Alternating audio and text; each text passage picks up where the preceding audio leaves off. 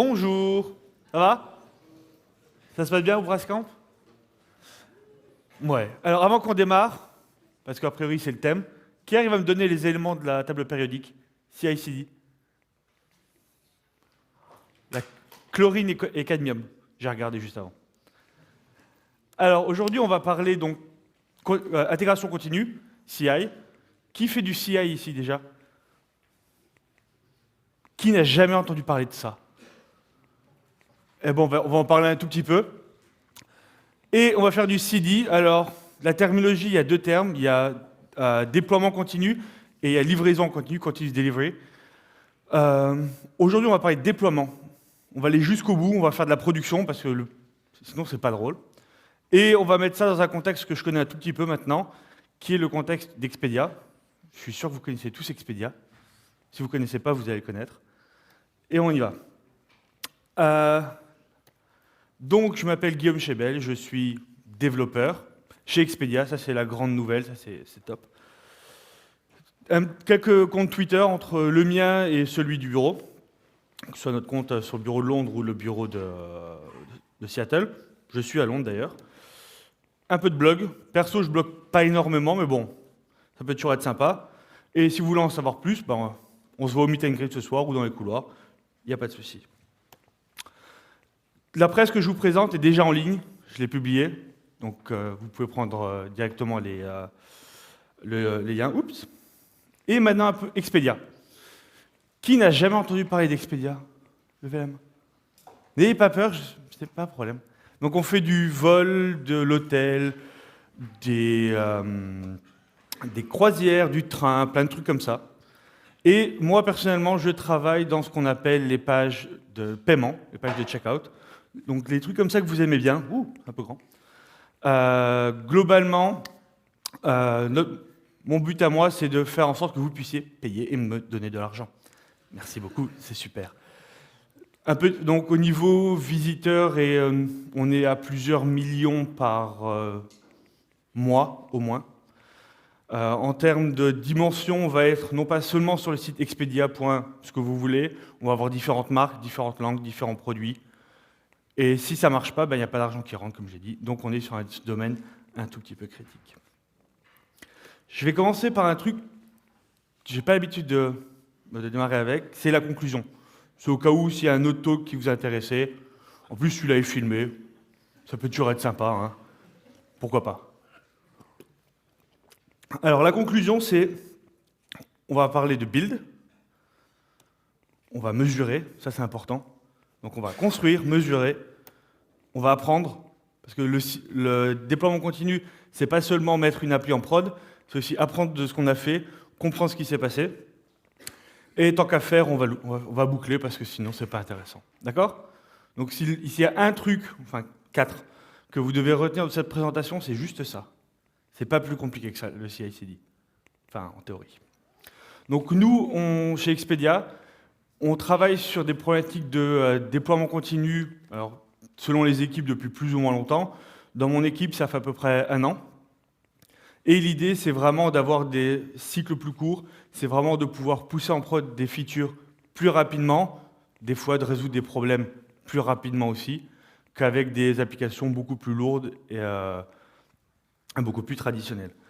L'idée, et c'est la base sur laquelle je vais travailler là, ça va être un service middleware par rapport à, et je ne vais pas forcément parler de tout ce qui est partie graphique, ou couche de présentation, là ça peut être l'objet d'un autre talk. Si vous avez des questions, c'est vraiment une conversation que j'ai envie d'avoir avec vous, n'hésitez pas, interrompez-moi, si vous n'êtes pas d'accord, dites-le aussi, on va en parler pendant la présentation, il n'y a aucun souci.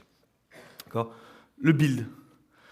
Le plus important quand on fait du CI/CD, du déploiement continu, c'est la confiance. Si je vous demande, qui fait du CD au fait? Qui fait du déploiement continu déjà? Il n'y en a pas beaucoup. Qui livre une fois par an? Au moins une fois par an. Ouf, vous me rassurez. Au moins une fois tous les 6 mois. Ouais. Une fois tous les mois. Ouais. Une fois toutes les semaines. Plus d'une fois par semaine. Tout de suite, ça commence. Hein. il y a beaucoup moins de monde. Et je suis sûr que si je viens directement vous parler, mais comment est-ce qu'on peut accélérer, comment est-ce qu'on peut aller plus vite et plus loin, souvent, il faut qu'on fasse plus de tests. On n'a pas confiance dans ce qu'on déploie. Enfin, globalement, on peut résumer la problématique à de la confiance.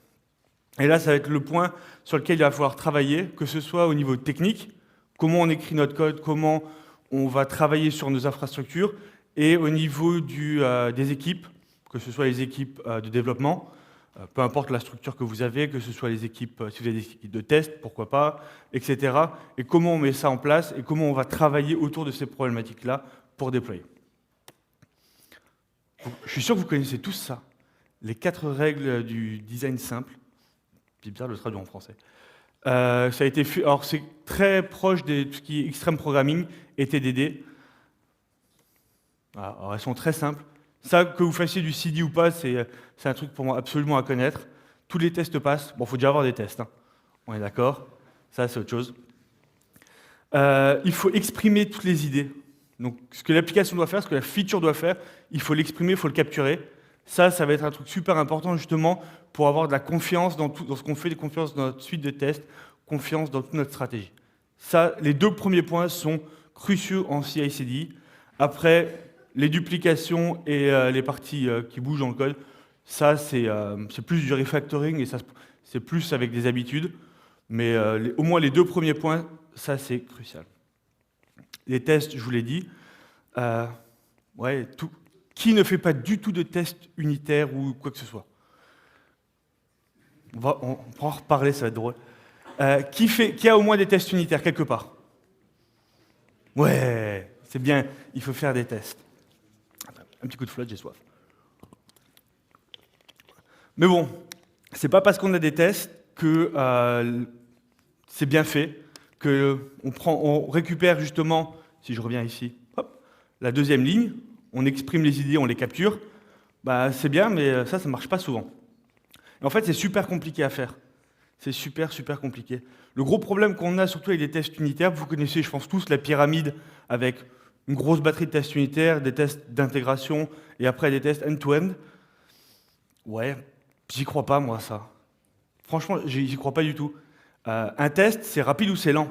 Après, est-ce qu'il teste un peu plus, une méthode, 2 lignes, un peu plus ou un peu moins? Ça, c'est à vous de voir, ça dépend de ce que vous voulez capturer. Mais un test, c'est rapide ou c'est lent. Point. Si vous me faites un test en 1 milliseconde qui me capture toute la stack, moi, ça me va. Si c'est ça que vous voulez capturer. Si vous me prenez un test unitaire qui tourne en 3 minutes, ça marche vachement bien, en fait. Donc là, c'est comme ça qu'on va faire de la dichotomie sur les tests. Un cas très simple. Alors, l'écran ne m'aide pas beaucoup, mais bon, vous arrivez, je pense, à comprendre le truc. Une classe, un service qui me récupère des vols. On a sensiblement ça chez nous. On va avoir une méthode qui va renvoyer un vol. C'est la partie que vous ne voyez pas ici. Donc là, c'est un vol, flight, avec à partir qui nous fait un appel web service, un peu d'unmarshalling, et on renvoie le truc. Alors là, c'est hyper simpliste, il n'y a pas de cas d'erreur, mais ce n'est pas important. Donc on a tous des choses comme ça dans nos applications, et ça marche. On peut mettre des tests. Je peux vous mettre une batterie de tests unitaires ici, mais je ne vais rien capturer du tout. Je vais avoir un couplage qui va être hyper fort entre mes tests et mon implémentation, ce qui n'est pas forcément bon. Si j'ai des points à capturer, des points importants, on va pouvoir aller plus ou moins dans les détails. Mais un couplage fort, qu'est-ce qui va se passer? Le jour où je vais faire une refacto, où je vais devoir changer mon implémentation, je dois changer mon code. Je dois changer tous mes tests.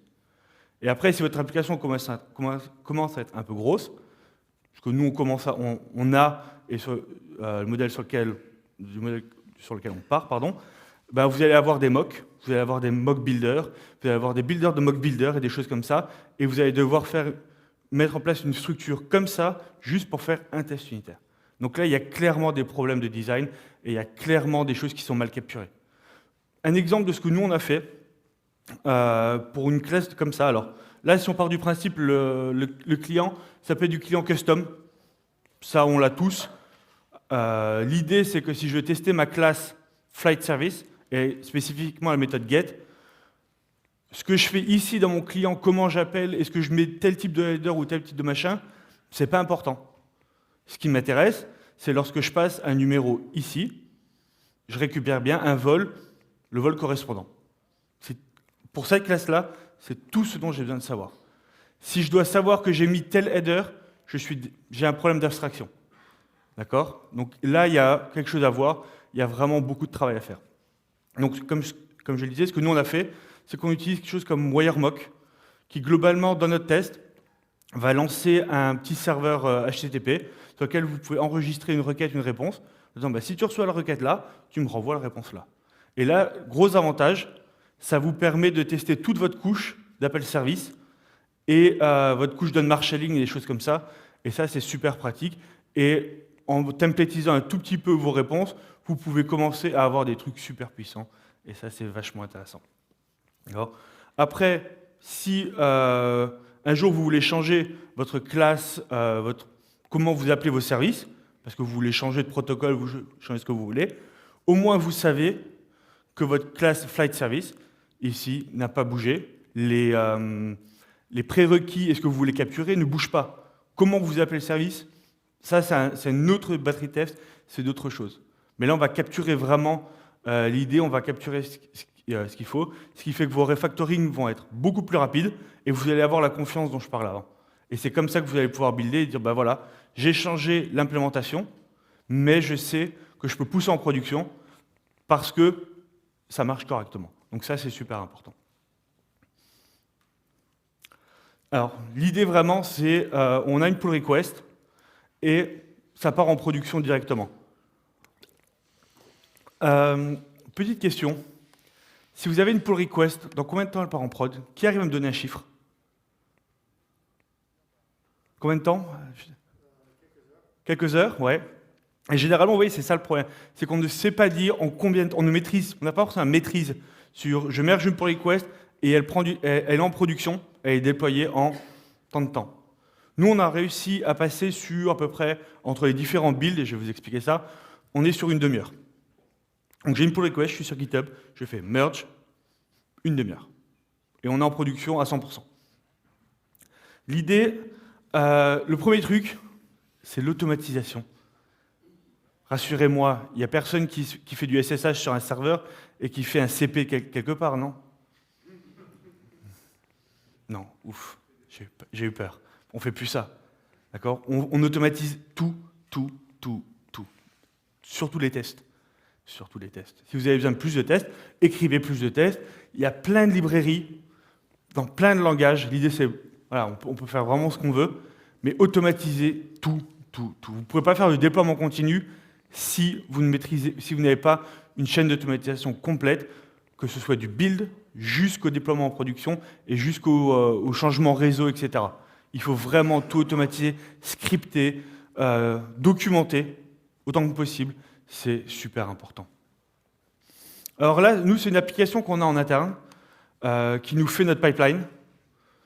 Donc là, c'est un petit exemple. Alors, à gauche, c'est ce qu'on va appeler le master build. Globalement, chez nous, c'est 2 étapes. Je fais un MVN clean install, et on en reviendra sur cette partie-là. Et après, pour le coup, sur les applications sur lesquelles moi je travaille, on est sur du Docker. Je fais mon image Docker et je la pousse. Et ça, c'est mon build principal, et c'est tout ce que je fais. Une fois que j'ai fait ça, je ne touche plus aux sources de l'application. Je le fais une fois, et après, je travaille avec, pour le coup, mon conteneur Docker, mais ça pourrait être un artefact type un war, ou que sais-je, ça dépend ce que vous voulez faire et comment vous déployez. Et après, là, pour le coup, on fait, alors là, c'est une version simple du build. On a du déploiement en serveur de test, sur de la AWS, et 2 étapes sur de la production.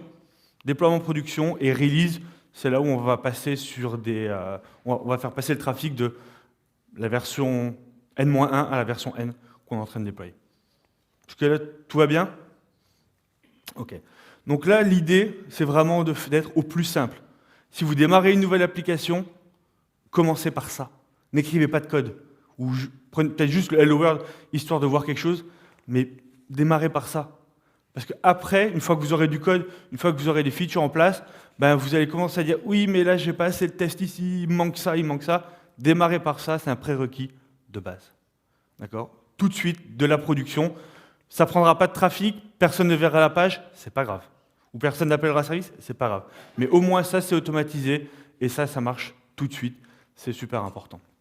L'autre point crucial, lorsqu'on fait du CDI, surtout si vous avez des équipes qui ont commencé à grossir, en termes de nombre de développeurs, en termes de pull request, c'est vous pouvez mettre des étapes intermédiaires. Là, je vous ai montré un cas super simple. Si par exemple, là, je déploie sur un serveur de prod ici, et là, je fais passer le trafic, si je me dis, il me faut des tests intermédiaires lorsque je fais du canary deployment ou du blockchain deployment, histoire d'avoir un peu plus de confidence que certaines étapes pour de la production, certains critères soient bien requis, pourquoi pas, mais mesurez, ça on y reviendra de toute façon, et sachez quel impact ajouter une nouvelle étape dans le pipeline aura sur votre chaîne. Le gros problème que vous pouvez avoir, c'est d'avoir une étape intermédiaire qui vous prend 2 heures et d'avoir après les builds qui vont s'empiler les uns au-dessus des autres. Et là, on ne fait plus de déploiement continu. Donc, on essaie d'aller au plus vite et on va regarder quelles sont les différentes étapes dont on a besoin, les étapes cruciales, on les automatise, on regarde ce qui ne va pas et on recommence. OK ? Donc, maintenant qu'on a notre application en production, on va peut-être rajouter un peu de code, on va peut-être faire quelque chose avec cette application-là. Nous, ce qu'on a fait, c'est vous faites une pull request. Le truc que je vous conseille, c'est un build sur la pull request directement automatisé, que ce soit tous les serveurs d'intégration continue avec les gestionnaires de sources le font. Nous, on fait du GitHub avec du pull request build. Ça marche super bien. N'hésitez pas à ce niveau-là à mettre autant d'étapes que vous voulez. Ça peut être du sonar, ça peut être d'autres choses. Les couvertures de code, du moins les code reviews peuvent se faire là aussi. C'est super important. Et vous pouvez essayer de capturer au plus tôt. Comme ça, votre build il est aussi linéaire que possible. D'accord? Ça, c'est super important. Comme je vous l'ai dit, le build doit être super simple quand on fait une feature. Pourquoi est-ce qu'on... La raison pour laquelle quelque chose comme mvenc install, ou peu importe si vous utilisez Gradle ou que sais-je, ça ne doit pas être plus compliqué que ça, parce que sinon, n'importe quel développeur va dire « Ouais, non, mais là, les tests d'intégration ou peu importe, je ne vais pas les lancer. Donc le paramètre là, je vais le mettre. » Alors que si c'est mvenc install, c'est simple, c'est rapide. C'est rapide, ça dépend de ce que vous faites. Et les gens s'en souviennent. Si vous commencez à faire plus compliqué que ça, tout de suite, surtout avec d'autres étapes, d'autres choses comme ça ne va pas aller, vous allez perdre, et au bout d'un moment, vous aurez une différence entre la façon dont les gens vont tester, les devs vont tester ça réellement sur leur machine, et ce que va faire le pipeline. Comme j'ai dit, le pipeline, il fait ça. Donc moi, si je veux voir que mon application passe correctement avant de faire ma pull request, je fais pareil. Et mon pull request build, mentionné juste au-dessus, il fait pareil. D'accord ? On va répéter, on va encore une fois automatiser. Il faut que ce soit mécanique. Donc là, on est sur des choses super simples. Après, là, nous, comme je dis, on est sur du custom. Jenkins, je crois, le fait depuis maintenant quelques temps. Ils ont un nouveau système de pipeline. Utilisez ça. Maîtrisez ce que vous voulez avec des scripts, comme vous voulez. Mais encore une fois, automatisez, automatisez, automatisez. En CI/CD, tout ce qui compte, c'est la production. Les tests, les serveurs de tests, c'est bien. Moi, ça me permet de jouer quand je veux tester, voir comment l'application va réagir dans certains cas auxquels je ne suis pas sûr. Mais tout ce qui est important, c'est de la production. Et d'un point de vue développeur, ça va changer un tout petit peu la définition du « j'ai fini ma tâche ». La tâche est finie lorsqu'elle est en production. Pas lorsque j'ai fait la pull request et qu'elle a été mergée ou qu'elle est en attente de review. Non, non, c'est fini quand c'est en production. Pas avant, pas après. D'accord ? Donc ça, c'est super, super, super important.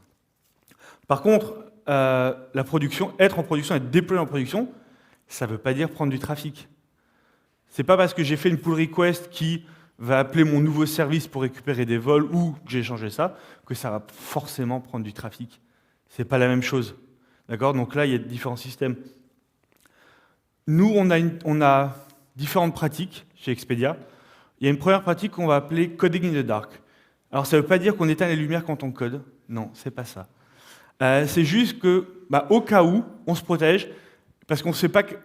Alors ça dépend ce que vous faites, mais des fois il y a des effets de bord et on ne peut pas tout prévoir. Nos utilisateurs sont des testeurs qui sont vachement bons. Ils font des trucs auxquels on n'aura jamais pensé. Donc on se protège un tout petit peu. Ça c'est un truc à la con, mais une config, est-ce que ça c'est actif? Oui, non. Si c'est actif, je prends le nouveau trafic. Sinon, je prends l'ancien. Le gros avantage même d'avoir juste ça avec un true-false dans un fichier de config, c'est que vous verrez les impacts sur le cas par défaut. Donc là, votre façon de faire habituelle, qui est le current way dans le else, lui, il ne doit pas bouger. Donc juste en introduisant ça et en le poussant en production, sachant que le new way ne sera pas du tout utilisé, vous allez déjà exercer votre première modification et vous allez commencer à voir s'il y a des effets de bord. Et des fois, on ne s'en doute pas, mais il peut y en avoir. Donc ça, c'est super intéressant. Nous, on a même poussé la logique encore plus loin. C'est que dans les configs qu'on peut avoir à ce niveau-là, alors non seulement on va avoir des configs sur différents produits, différents points de vente, différentes marques sur lesquelles on travaille sur la plateforme, mais on a un système externe qui nous fait du A/B testing. Qui sait ce que c'est que le A/B testing, au fait? Alors, c'est pas mal. Pour ceux qui ne connaissent pas, d'un point de vue produit et marketing, ça va être, si je change le bouton qui est jaune, je le mets en bleu, est-ce que mes consommateurs vont cliquer plus sur le bouton? Est-ce que ça aura un impact positif sur le business? Ça, c'est d'un point de vue produit. D'un point de vue tech, pour nous, le gros avantage, c'est qu'on va pouvoir augmenter le trafic en pourcentage que va prendre New Way par rapport au Current Way. Donc on va démarrer à 0%, et après on va graduellement, alors ça dépend de ce qu'on veut faire, on va passer à 1% de trafic, et on va mesurer. On va regarder ce qui va se passer. Est-ce qu'il y a des cas qu'on n'a pas prévus? Peut-être, oui, non, à voir. Et on va monter jusqu'à 100%. Et comme ça, on va pouvoir gérer notre trafic indépendamment de nos déploiements. Donc ça, c'est un truc que nous, on a en interne. Et franchement, une fois que vous l'avez, perso, je peux plus développer sans, parce que ça me permet justement de déployer mon code, qu'on soit en déploiement continu ou pas d'ailleurs. Hein. Mais après, voilà, vous pouvez décorréler votre production. Et si vous avez un bug en production sur votre nouvelle façon, un truc que vous n'avez pas pensé, vous le repassez à 0 directement. C'est quasi instantané et au moins, vous pouvez après faire du troubleshooting tranquillement et sereinement. Les mesures. Si on met quelque chose en prod, on veut voir l'impact. Alors les impacts positifs, généralement, c'est ça marche. Il n'y a pas de souci, tout va bien. Ce qu'on va vouloir mesurer, entre autres, ça va être les impacts négatifs. Globalement, est-ce que j'ai pété ma production? Parce que, comme je vous le disais en intro, si dans ce que je fais chez Expedia, on pète la production, il n'y a plus d'argent qui rentre. C'est un problème. Hein. Je pense que mon chef et les chefs de mon chef au-dessus, ils ne vont pas être contents. Donc on est presque paranoïaque sur tout ce qui est mesure. Et ça, de manière globale, c'est quelque chose de super important. Quand vous développez une feature, oui, le code que vous tapez, comment la feature va se comporter, c'est crucial, c'est même le cœur. Dans les questions que je vous conseille de vous poser, c'est qu'est-ce que j'ai besoin en termes de logging, on y reviendra, et qu'est-ce que j'ai besoin en termes de mesure. Il y a plein d'outils pour faire de la collecte de données, que ce soit des StatsD, vous mettez ça dans du Elasticsearch avec du Kibana, il y a plein de trucs, du CloudWatch, différents endroits. Pourquoi pas? Ça, c'est à vous de choisir votre stack, mais mesurez à n'importe quel point. Si vous changez, par exemple, vous avez un appel de service, la flight service que je vous ai montré, si mon but c'est de changer comment on appelle, parce que on a une hypothèse de travail en disant, là si on prend OKHTTP par rapport à, je sais pas, Apache Commons HTTP Client, ça va être mieux, on veut mesurer s'il y a des impacts. C'est aussi con que ça, donc on va regarder la latence, on va regarder toutes ces choses-là, et ça je suis sûr que vous le faites déjà, mais c'est super important. Et il n'y a pas que les mesures techniques. CPU, mémoire, c'est bien. Mettez aussi dans vos outils de monitoring des mesures business. Le nombre, alors chez nous, ça va être le nombre de réservations qu'on va avoir. On mesure. Par rapport à différents critères, on mesure tout. C'est super important. Le plus compliqué, c'est pas d'avoir de la donnée, c'est de savoir qu'est-ce qu'on va en faire. Et une fois que vous avez ça, posez-vous la question de qu'est-ce qui est important. S'il y a un problème, combien de temps il vous faudra pour résoudre ce problème-là en production. Sachant qu'en déploiement continu, c'est potentiellement plusieurs fois par jour. Donc vous devez vous poser ces questions-là assez tôt et en amont lorsque vous faites votre développement. Les logs. Ceci n'est pas un log. D'accord? Une chaîne de caractères comme ça, c'est pas un log. C'est pas intéressant, ça. Alors oui, il s'est passé ça, ouais, c'est intéressant, mais ça ne m'apporte pas de valeur. J'ai pas de valeur ajoutée dans mes logs. D'accord? Un petit conseil, ne regardez pas directement les fichiers texte ou .log. Mettez ça dans des outils appropriés. Elasticsearch et Kibana, ça marche très très bien pour ça. C'est top. Splunk, nous on l'a. Peu importe, faites ce que vous voulez. Mais indexez vos logs et après mettez du sens dans vos logs. Comme ça, s'il y a un problème, vous savez ce qui se passe. C'est super important. Petit exemple, et c'est franchement proche de ce que nous on a. Nous, nos logs, une fois qu'ils sont indexés, ils ressemblent à ça. Donc on a la date, on a des event codes, des event names, ça, on fait tout ça. Mais globalement, c'est que des propriétés. Et le gros avantage, c'est qu'avec des outils justement comme ceux que je vous décrivais, je vais pouvoir faire des graphes. Et par exemple, je vois que j'ai un problème, le nombre de réservations chute. D'accord. La feature a été justement pour... après, je peux faire des corrélations. Combien de personnes ont vu l'event code 42 et ont fait une réservation? Et comme ça, je peux voir s'il y a un impact ou pas. Et vous allez pouvoir faire de la recherche et vous allez pouvoir donner du sens et mettre en perspective beaucoup d'éléments, surtout quand vous avez beaucoup de trafic. Parce que quand vous avez beaucoup de trafic, si vous regardez juste des logs, pour regarder des logs, ça n'a pas d'intérêt, vous allez être noyé dans la masse. Comme je disais, nous, on a plusieurs millions de visiteurs par jour. C'est-à-dire que sur les pages, c'est beaucoup plus de logs qui sortent.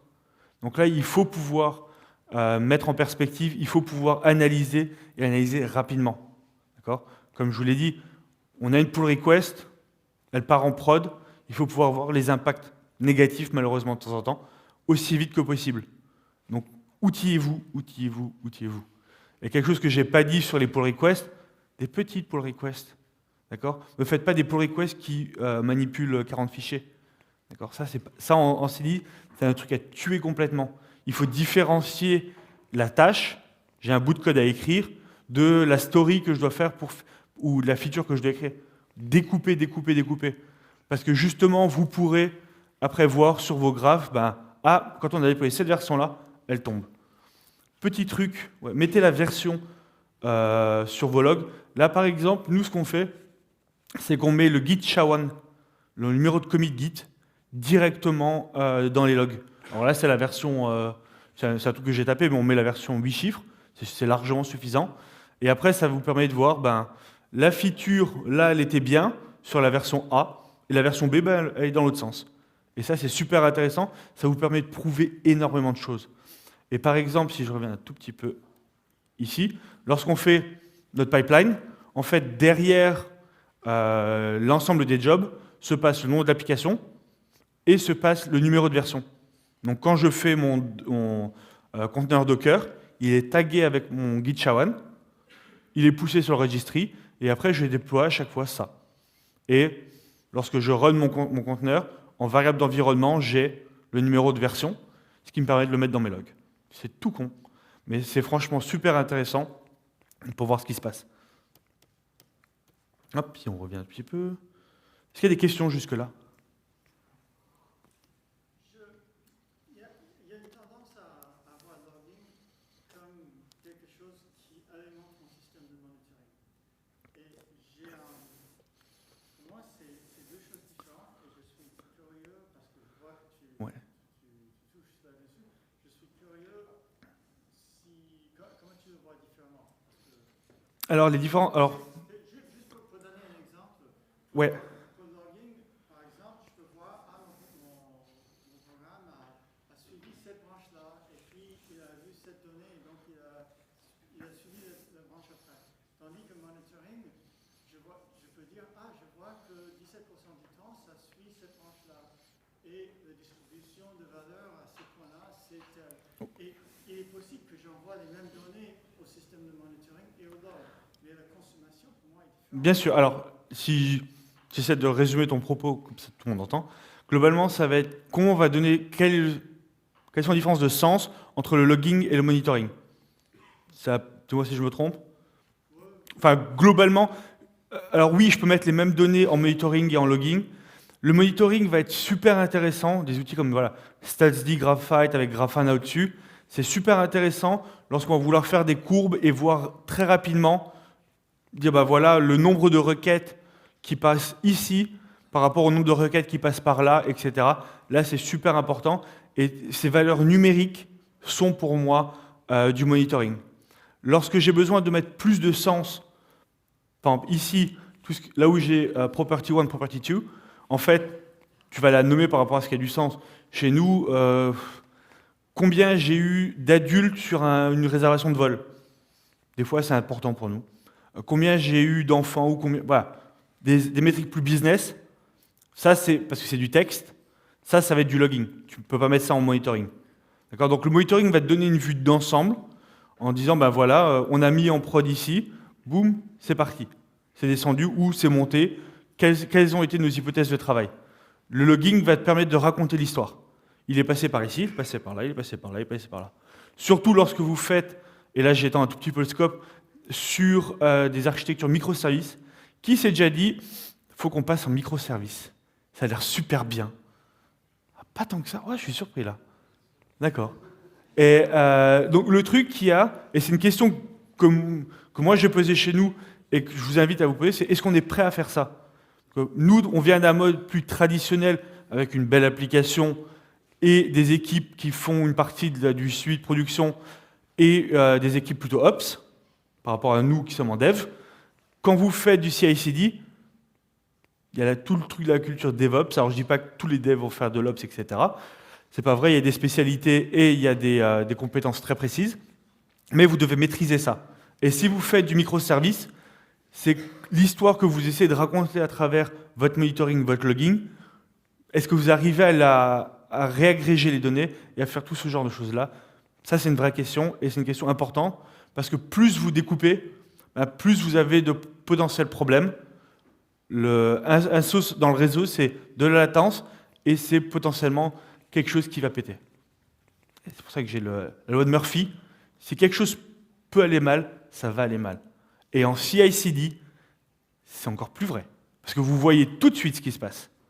Alors c'est intéressant parce que vous voyez tout de suite, mais si vous vous plantez un peu trop souvent, des personnes vont commencer à vous poser des questions. Donc là, encore une fois, on a des hypothèses de travail, on construit, on mesure, et on apprend. Les trucs exemple à la con, les performances. Je suis sûr que vous avez déjà tous vu des débats dans vos équipes en disant là, ça prend trop de temps, il y a quelqu'un qui fait moi je suis sûr que c'est ça, l'autre qui fait moi je suis sûr que c'est ça. Ouais, mais dans ce cas-là, on mesure. On regarde où on en est, on prend différents points de mesure. Ok, il y a une seconde de temps qui s'est passé, il y a 100 millisecondes pour ça, il y a 800 millisecondes pour ça, 50 ici et 50 là. Ok, on va prendre le plus gros bout et on va l'attaquer. On va regarder ce qui se passe et on raffine les mesures. Encore une fois, mesurez et apprenez de ça. Ça, c'est vraiment, vraiment super, super important. D'accord? Donc, l'apprentissage, que ce soit au niveau business, encore une fois, découpez vos features, posez-vous les questions tout de suite. Logging, monitoring, c'est très important. Regardez, suivez les courbes quand vous déployez. Il faut, et ça c'est crucial, prendre un peu de temps pour voir comment ça se passe. Posez-vous les questions du troubleshooting. Il y a un problème de prod. Si je dois trouver, c'est tel pull request, le problème il est là, spécifiquement, surtout si j'ai pas de stack trace ou c'est un peu confus. Plus c'est petit, plus vite j'arrive à comprendre ce qui se passe. Donc encore une fois, évitez les pull requests à 40 ou 50 fichiers. D'accord? Créez votre confiance sur votre solution.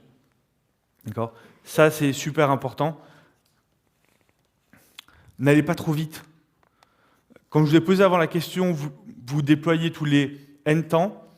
N'essayez pas de passer de 1 an à plusieurs fois par jour. Ça ne sert à rien.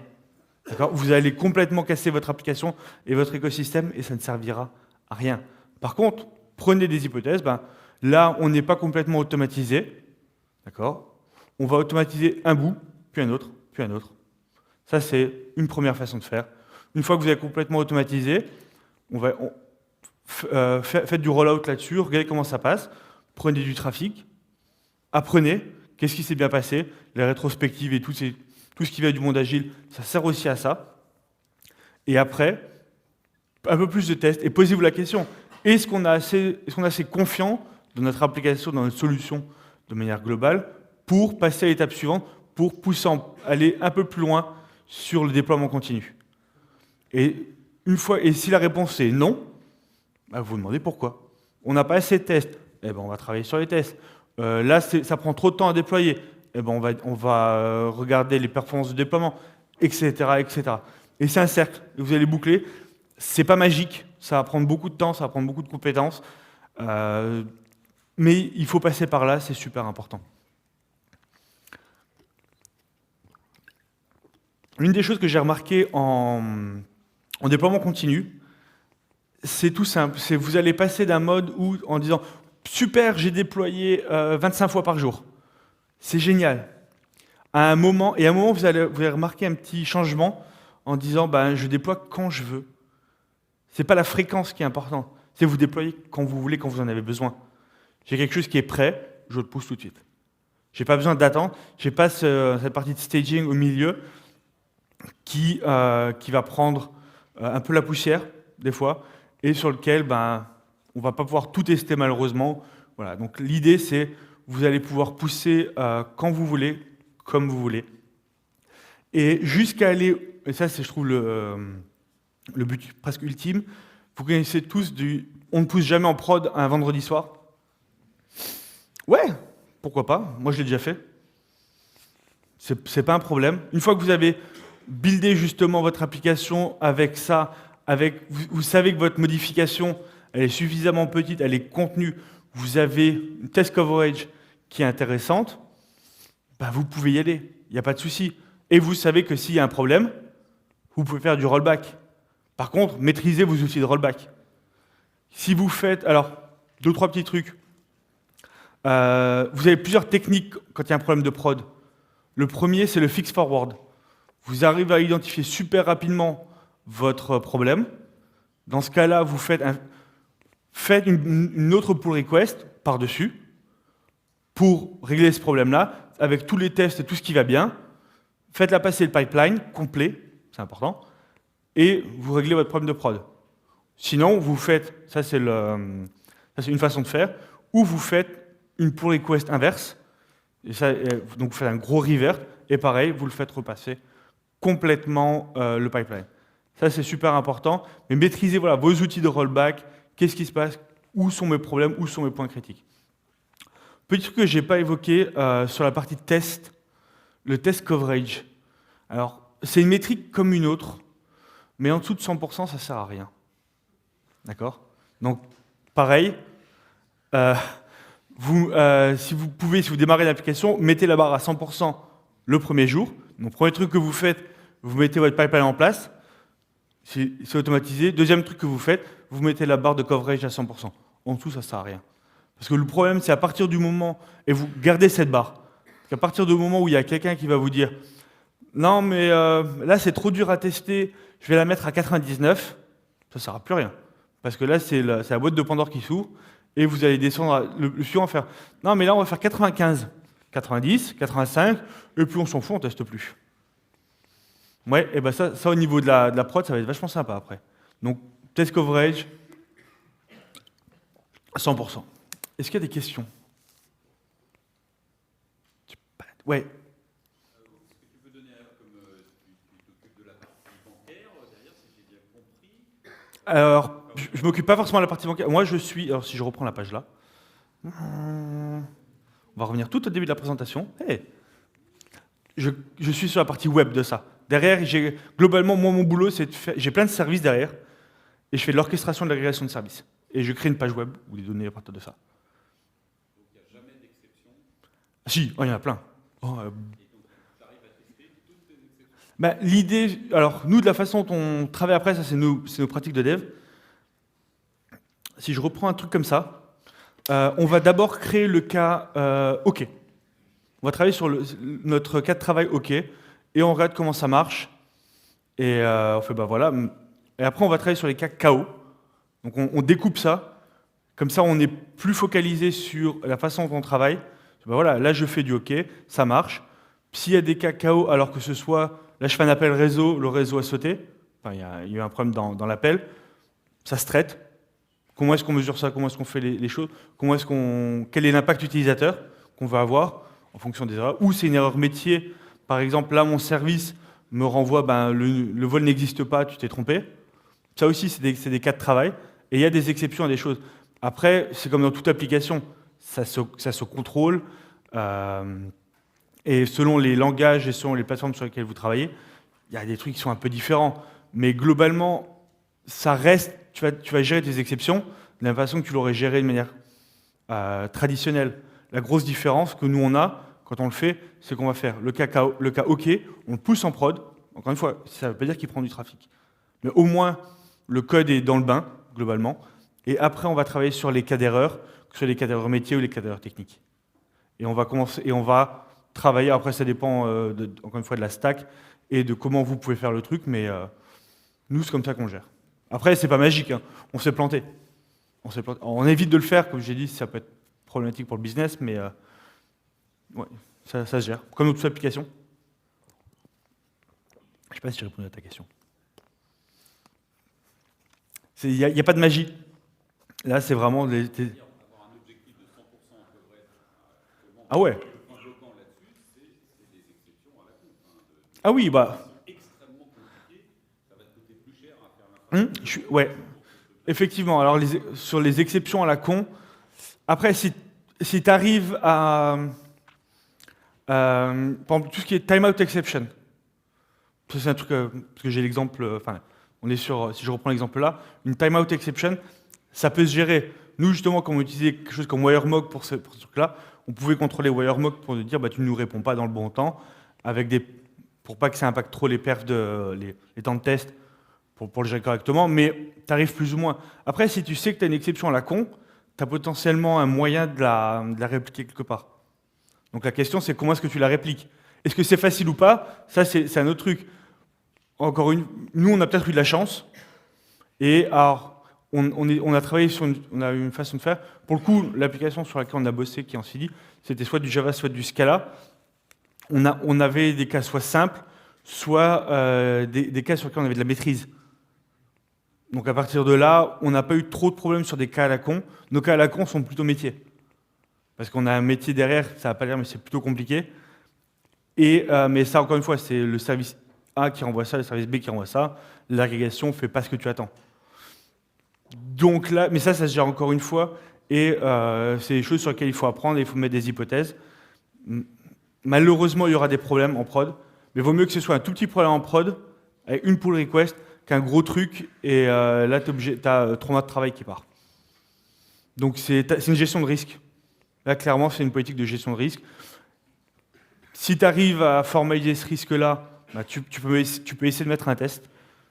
Après, c'est pas magique, hein. Là, sur un service, comme ce que je vous ai décrit, ça marche bien. Lorsqu'on est sur avec du UI, encore une fois, là, c'est très différent. La testabilité, c'est pas la même façon. Mais moins sur du back-end, sur des choses comme ça, 100%, c'est intéressant. Au moins au début, pour se dire, on met la barre haute. Le mettre après coup, c'est beaucoup plus compliqué. Donc c'est plutôt simple de démarrer avec ça, et après d'essayer de trouver pourquoi, comment, plutôt que de le mettre après coup. C'est juste ça la différence. Est-ce qu'il y a d'autres questions?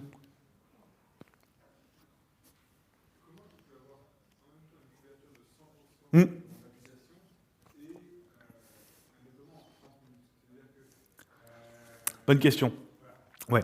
Alors, la question c'est comment est-ce que je fais une couverture à 100% et un déploiement en 30 minutes, globalement. Alors, si je reprends ici, les tests sont joués une fois à la première étape déjà. Donc je ne répète pas à chaque fois l'ensemble de mon build.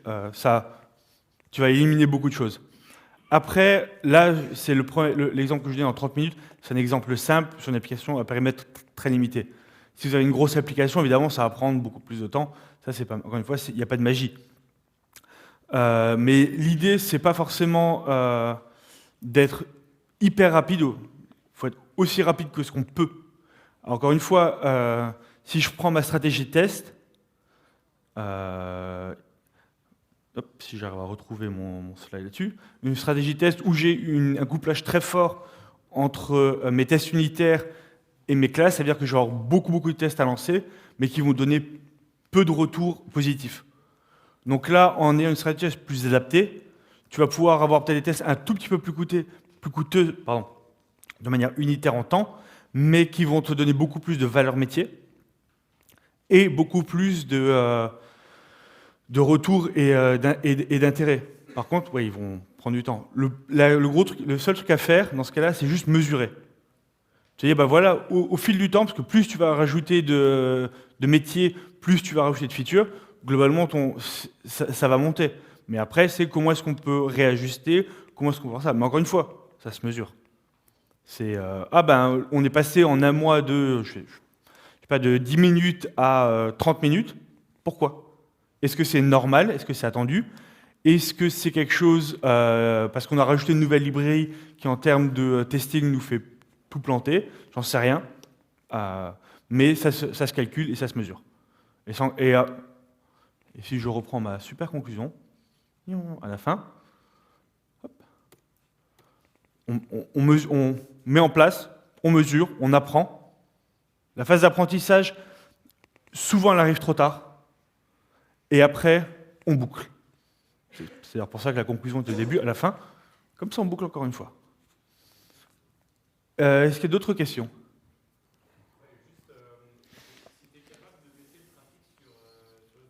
Ouais. Alors, ça dépend. L'application, nous, on a surtout une grosse application là en production. L'impact, ça va être le temps de déploiement. Si par exemple, si je fais un rollback et j'ai 2 instances, après, c'est en termes de temps. Est-ce que si j'ai toutes mes réservations sur Expedia qui sont complètement mortes, d'accord, 30 minutes, ça fait beaucoup d'argent.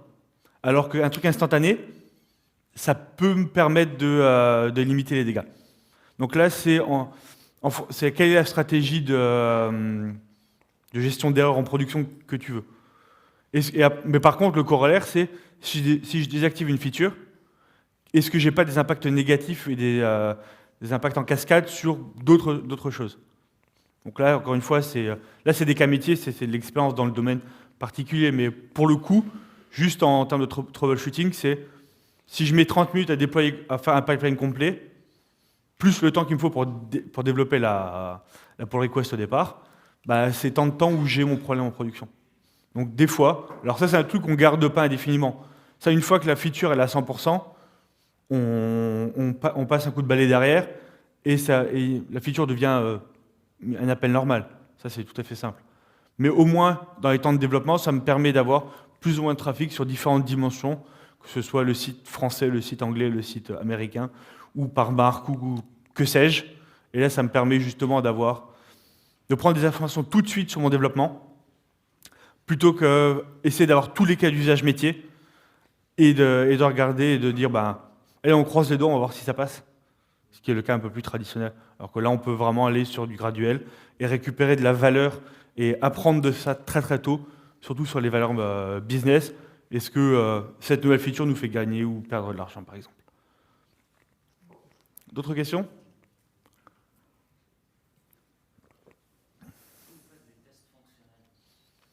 Encore une fois, alors oui, est-ce qu'on fait des tests fonctionnels? Oui, on en fait. Ce qu'on évite de faire, ou ce qu'on limite par contre, c'est les tests manuels. Donc, après, ça dépend quelle est ta définition de fonctionnel. Encore une fois, ta stratégie de test dans ton code, elle va être... Tu vas pouvoir appliquer ça à différents niveaux.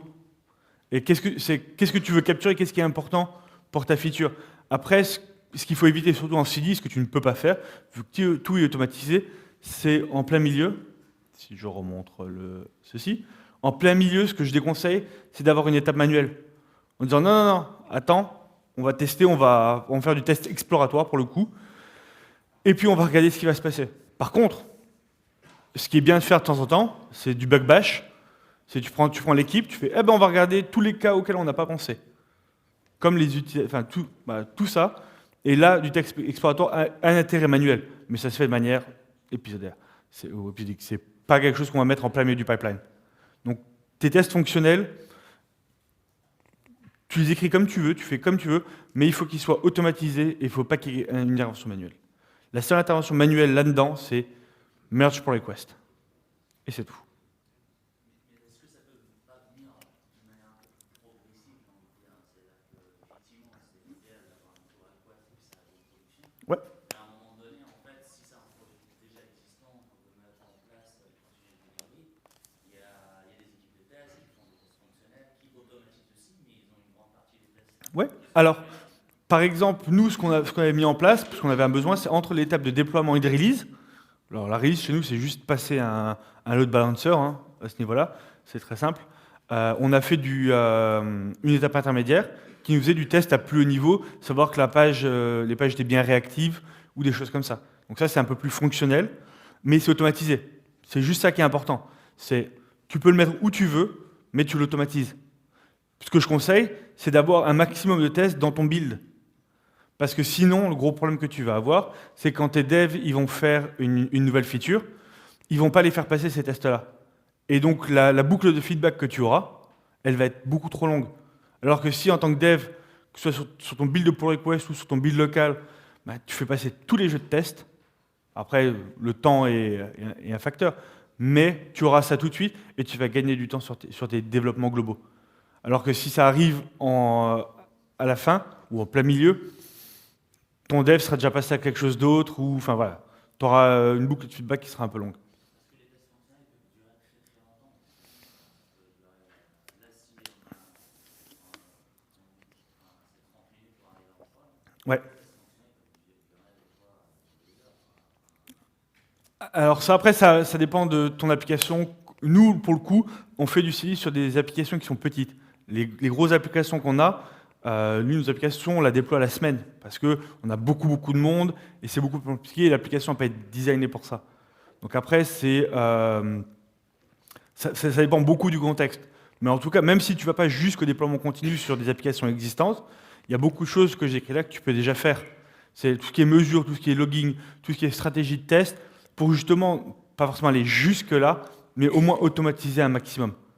Et elle est un peu plus loin que l'intégration continue, et tu seras peut-être au final sur un mix entre les deux. Et ça, encore une fois, ça, c'est des cas très particuliers.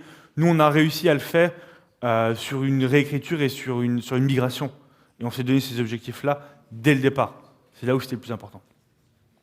Et encore un peu de temps ? Ok, j'ai encore le temps pour une question, peut-être, ou deux.